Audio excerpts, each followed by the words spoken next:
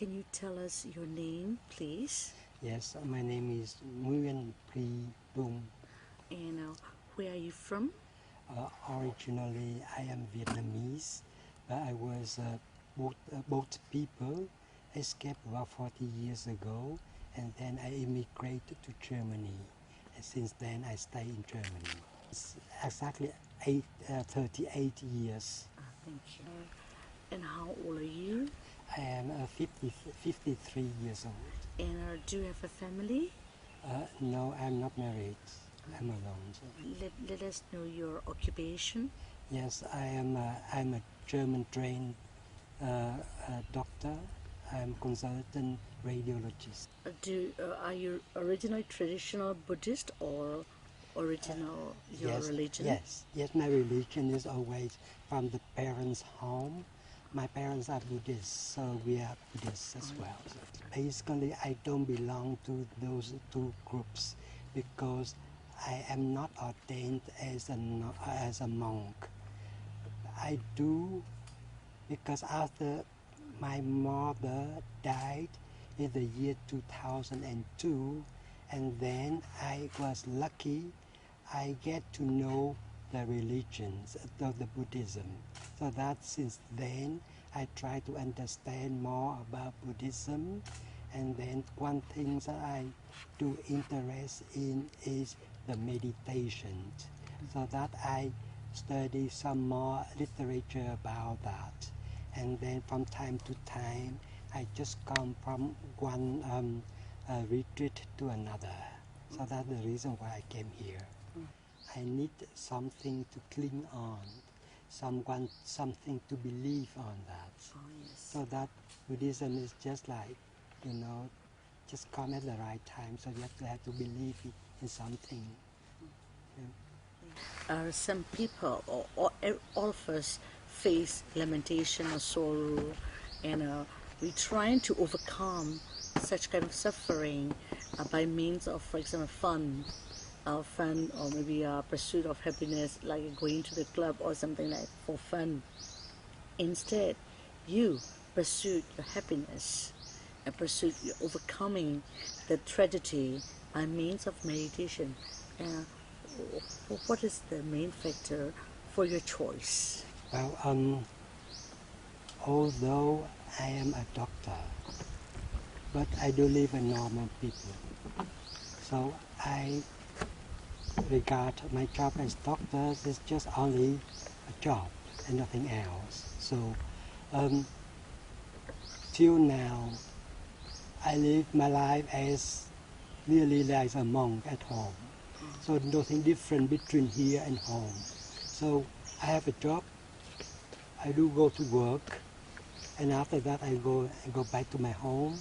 I'm on my own. So that somehow sometimes I got some depression, and I start to think about the religion, and then I start to do some research about the meditation. Now the reason why I'm looking for the meditation is that because the religion is for me at first is something very mysterious, something is very strange that I don't know about that. So that the more I do the research and the more I do meditate, I can experience, I have some experience of the Dharma. So that now I want to make a bigger step in this direction. So I don't want, in my life, I did not enjoy life a lot. Maybe in my life I go about 10 times to the clubs, for example. And maybe I go about 10 times to go to the restaurant or some, a little bit more because they invite me, but normally I don't go there. So for me it's just like, it is really no difference between here and my home. So that's the reason why I came here. So. Because now you take up meditation or as a research, and you find more and more, the mystery of life, and so now you are on the right track of the Dhamma. Right. And to be on the right track, did you learn? How did you learn? I mean, through books or through a teacher? So that at first I did some research in the books. So I do understand first about the meditations, right? So I did some practice at home as well. So, but then from time to time you go from one retreat to another, you hear to the Dharma talks of the teacher, and then you practice after that. So and now you get more and more. I do more and more interest, and would like to go to that direction. So that I think that the teachers, because they are the sangha. When you started taking meditation practice, and at the time you were in Germany, and did you find a reliable teacher, a meditation instructor there? Um, well, in really, I don't find a reliable teacher In Germany. in Germany. In Germany, it's very often very often the case that they cannot find a proper teacher. Just some teacher is a monk who did some meditation, who did some retreat of his own, and then come back and give a course, like a 14 days retreat. In other countries, they practice meditation, but it's nothing concerned with the religion, like nothing concerned with Buddhism. They don't label the name of Buddhism, but they just only practice meditation. So nobody talks about for example, the enlightenment. Nobody talk about the liberation of mind and body. Nobody talks about the release of the pain and the lamentations. So that often the case is that if they have sorrow, they usually get drunk or get drugs.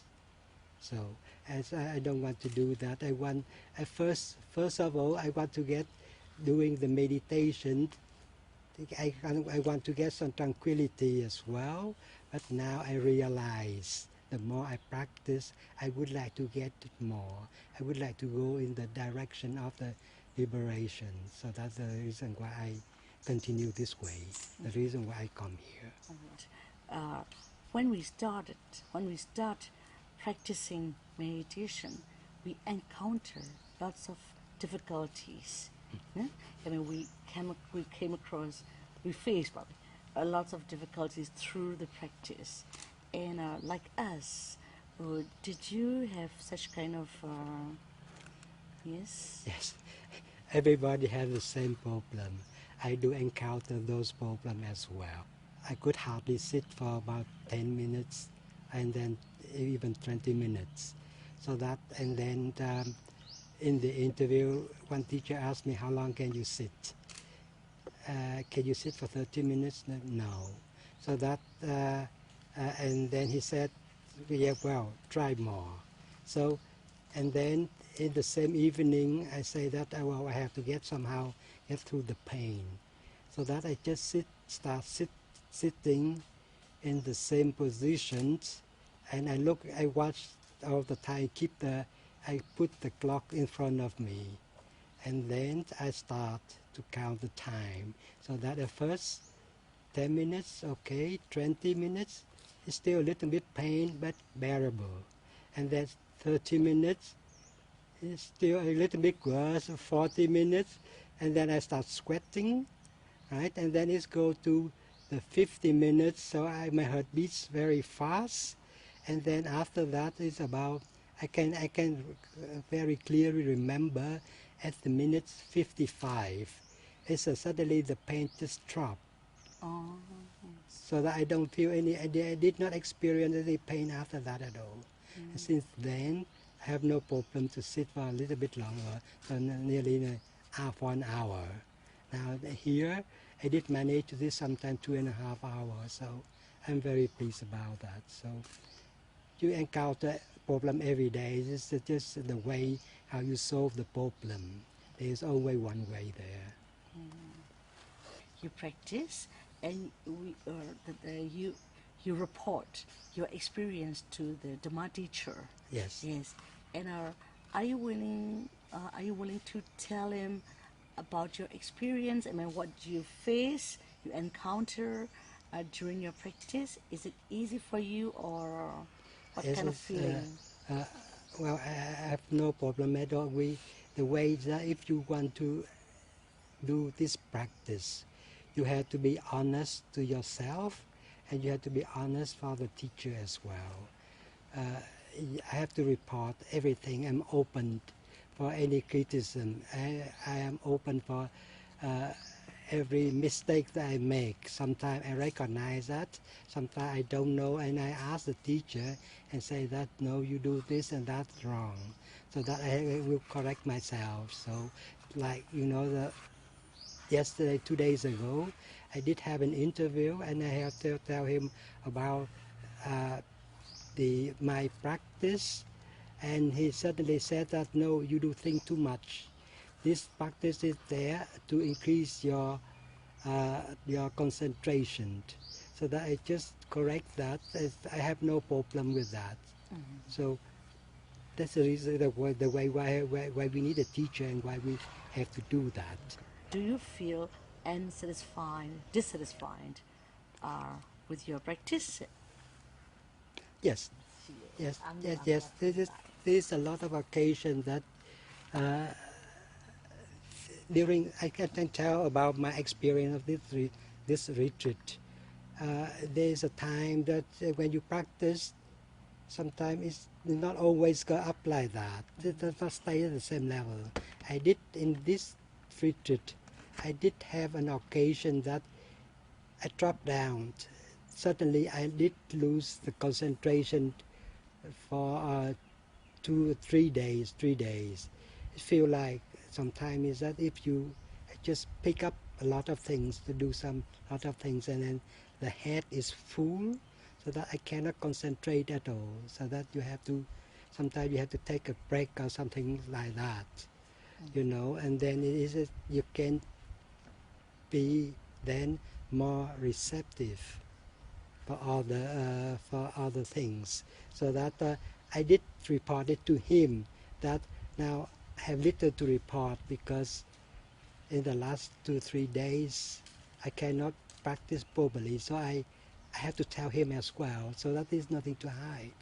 So there is also the time that you don't experience anything new, but it just like, but this is very rare the case because uh, in some situation, in some sittings, you will find something new. So this is nearly in every sitting. So there's always anything there to report. This question, Nelly, I mean, maybe you might have a sort of misunderstanding as well, no? You might misunderstand us because as an interviewer, we came here. We came here, a few days ago, and we interviewed some meditators, yogis. Right? Most of the yogis, when we interview them, they look more like a statue, Well, motionless, just like a right. calm, like Yes. a readiness, or like a look. They look so mindful, Yes. but you look more like a actually natural one. For me, it's a Right. natural. It's called Um, natural mindfulness. I um, know, natural mindfulness. But how do you feel? This is the way, your life, your personal way, or sometimes you go to the meditation center and you become, like them. Or we well, like to know, no? mhm, mhm, mhm. That I know the problems. Um, Maybe the other yogis that you have interviewed maybe from Asia. So this is a different way between the Asian and the European way. So that Yes. I have been living for so long in Germany, so that I adapt the European way of living. So that this is my natural art, how I act, how I talk, how I do the daily work. So that if you do live in a foreign country, It requires you to have more confidence in yourself, by how you walk, because the slowlier you act, the slowlier you walk, the more time you can observe your body, so that the more you can build up your mindfulness, right? So that is certainly, this interview will drop it down in my concentration, because I don't usually talk a lot in this retreat. And then, and how about your neighbors? I mean, your colleagues. I mean, people live nearby. Do they notice you? Have some improvement in my behavior, namely, previously, if something that I don't like, I just react, I shout loud. So that now is I just realize that, okay, if you want to do is this your way, you do it, and you are responsible for what you do. So that if I do this my way, I will do it a little bit different. So I just a little bit more tolerant towards other people, so that I just, if what I don't like, I just take a step back and observe the situation. I let other people do the work, and then after that I say my opinion. So this is the way how I benefit from the meditation at work, also at home and with the neighbor as well. Oh yes, thank you. They do note about the changes. That they say that they do more. They like more and working with me, because they say that there is a difference between me and other colleagues, because the other one is that they shouting a lot, right? And then they don't do a work, they don't finish a work on time. They just like start something and go and do something different. This is not my way. So that I want to do a work, if I have to do it, I want to do it to finish it, and then change into a different work. So You notice the difference? I mean, as a doctor and as a meditator, how about your outlook towards the suffering, about death, about decay, about dukkha? The difference? I know the difference. I understand the question very well. As my mother died in 2002 because of lung cancer, which is very often in Asia, so that I asked myself the question, why me? Why my mother? Why my family? So, and now I realize that, well, this is the way how it is. So I have to take it. So you don't Acceptance. accept it. You take it, you accept that, you don't ask why. This is the easier for you to deal with the pain, to deal with the dukkha. With the other dukkha that other patient might have, is something different, something that you cannot take my experience from the meditation here and apply to the other patients. Otherwise, and the other way around, I cannot take those suffering from the people to put it into my meditations. What I can do is that just to apply the loving kindness to all the people. That's the one way how we can do that. Everyone has their own ambition, vision in life. And now you're practicing at Panditarama Meditation Forest Meditation Center here. And if someone asks you, why are you taking the retreat here? What's the purpose of your ambition? The only one way that I would like to do is that to get to some certain stage of the meditation, at least the Sotapanna, so that it's just the one wish. If somebody knows about the meditation, is that we would like to get out of the samsara, and that's my only one way, the wish. some time to get to the stage of Sotapanna so that I have time to do some more meditation, to get out of the samsara. So that I know that my time will come sometime that I have to die anyway. And toward the normal life, I just accept it like it is. I don't ask why. I just accept it like it is. Right? So that maybe this is the only way changes in this life. So, yeah, I don't have any other big desire that I would like to do in this life. I have a good job, I have a good earning, I have a house, I have nearly everything. So that it's just one way that maybe if you understand about the religions, try to cut short the samsara if it's possible. Thank you. Sadhu, sadhu, sadhu. Sadhu, sadhu, sadhu.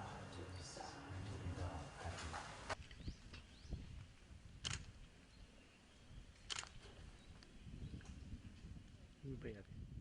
힘을 빼야 돼.